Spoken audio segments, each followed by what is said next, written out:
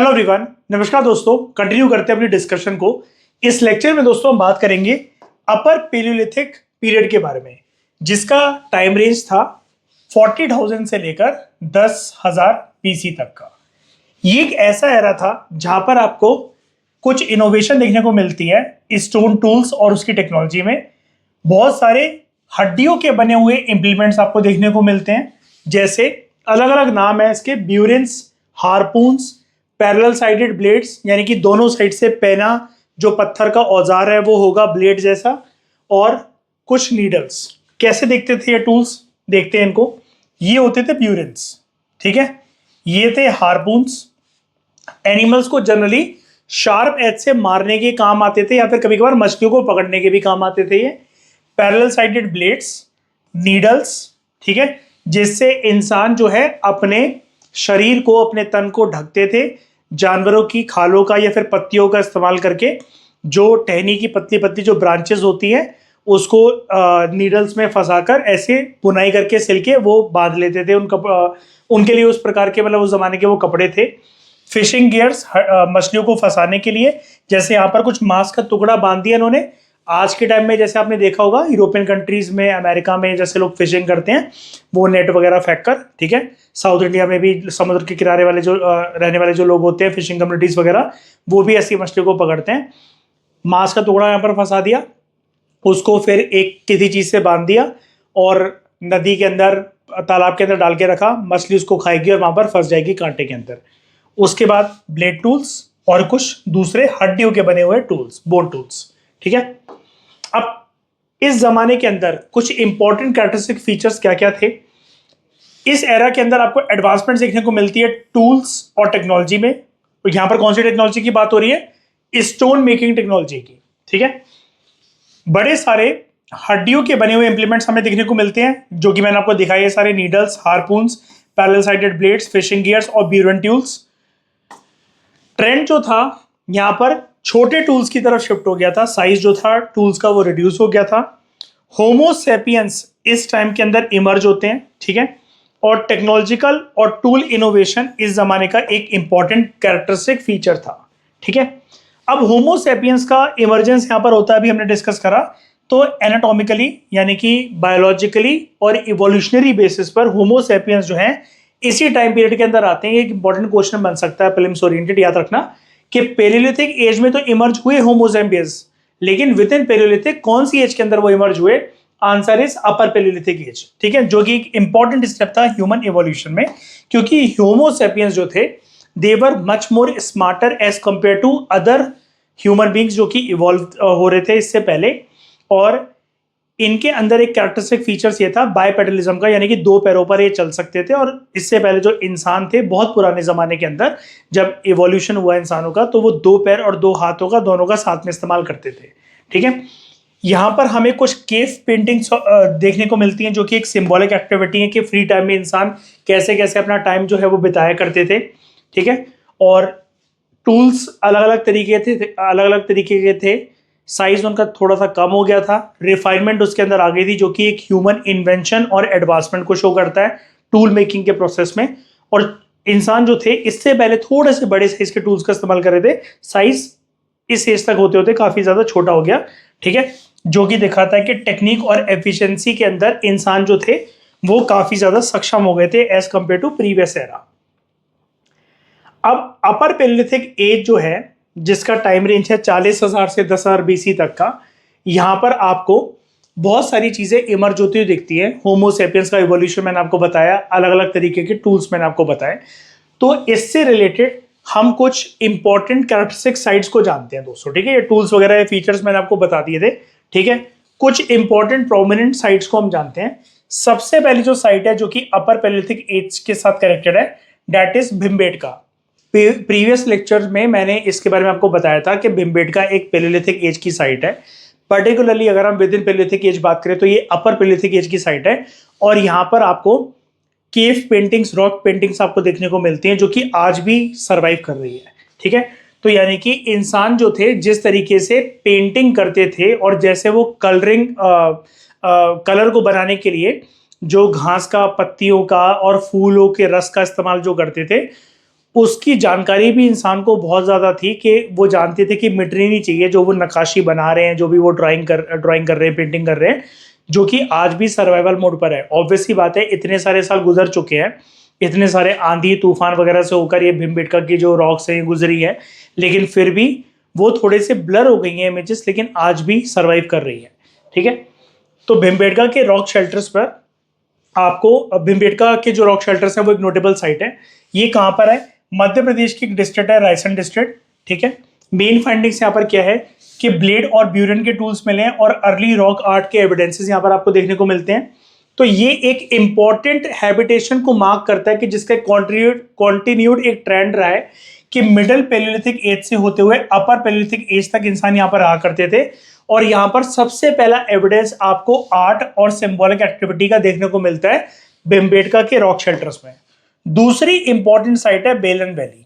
ठीक है, जो कि मिर्जापुर इलाहाबाद रीजन में है, यूपी के अंदर। यहाँ पर आपको ब्लेड्स, स्क्रेपर्स और पॉइंट्स के टूल्स देखने को मिलते हैं। ये एक कल्चरल कॉन्टिन्यूटी को मार्क करता है ये वाली साइड कि एशुलियन एज से होते हुए मीजोलिथिक एज तक यहाँ पर इंसान रहते थे।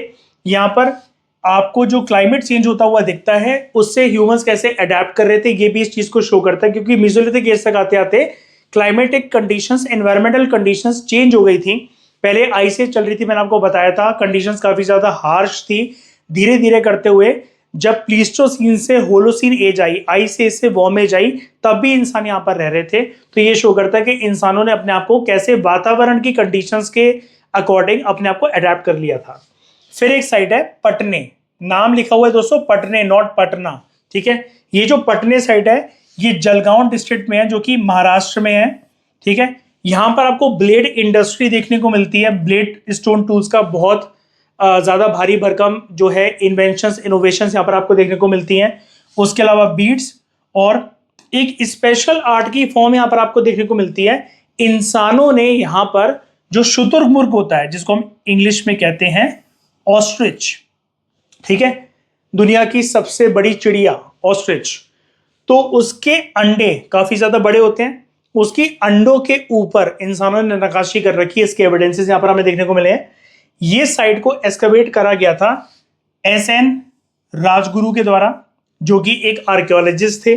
ठीक है, और उन्होंने यहाँ पर ऑस्ट्रिच के अंडे जो है इस खुदाई करते हुए उन्होंने और उनकी टीम ने प्राप्त करे थे, जो कि again one of the important symbolic art है, अर्लीस्ट सिंबॉलिक आर्ट है इंडिया का, अलोंग विद भीमबेटका के रॉक शेल्टर्स के ऊपर जो आपको पेंटिंग देखने को मिली है। उसके बाद एक साइट है बगोर वन। ठीक है, अब यहां पर वन क्यों लिखा हुआ है? स्ट्रैटिफिकेशन के अकॉर्डिंग या फिर अलग अलग रीजन के अकॉर्डिंग, जैसे बगोर की एक साइट है, कोई भी एक साइट है, बगोर नाम छोड़ दो आप, एक साइट है, वहां पर खुदाई करी गई तो हमें एविडेंसेस देखने को मिल रहे हैं, कहीं पर पैलियोलिथिक एज के, कहीं पर मेसोलिथिक एज के, कहीं पर नियोलिथिक एज के, कहीं पर चैल्कोलिथिक एज के। तो आर्कियोलॉजिस्ट अपनी कन्वीनियंस के लिए, अपनी सहूलियत के लिए एक साइट को मल्टीपल पार्ट्स में सब डिवीजन करते हैं, उसको अलग अलग नाम दे देते हैं।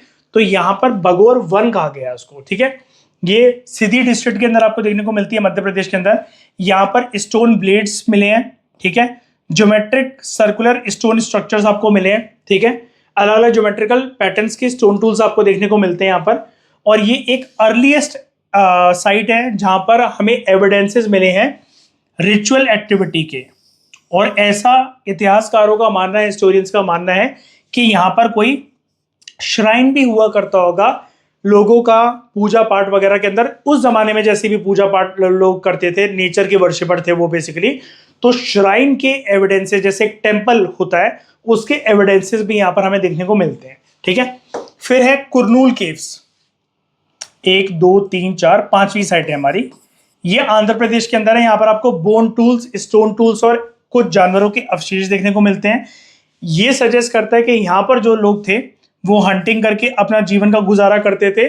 और दक्षिण भारत की क्योंकि एक साइट है, यहाँ पर ये भी एविडेंसेस हमें मिल रखे हैं कि इंसान यहाँ पर गुफाओं के अंदर रहते थे, यानी कि केव हैबिटेशन यहाँ पर था। उसके बाद एक साइट है महादेव हिल्स, या फिर इसको आदमगढ़ की साइड आप कह सकते हो। ये मध्य प्रदेश के होशंगाबाद डिस्ट्रिक्ट में है। यहाँ पर ब्लेड और ब्यूरियन टूल्स आपको मिले हैं और हैबिटेशन डिपॉजिट्स यहाँ पर आपको मिले हैं। इंसान जो भी रहते थे यहाँ पर, जिस भी चीज़ों का वो इस्तेमाल करते थे, इंसानों के अवशेषों के साथ जो वो चीज़ों का इस्तेमाल करते थे वो भी यहाँ पर आपको मिल रखी है।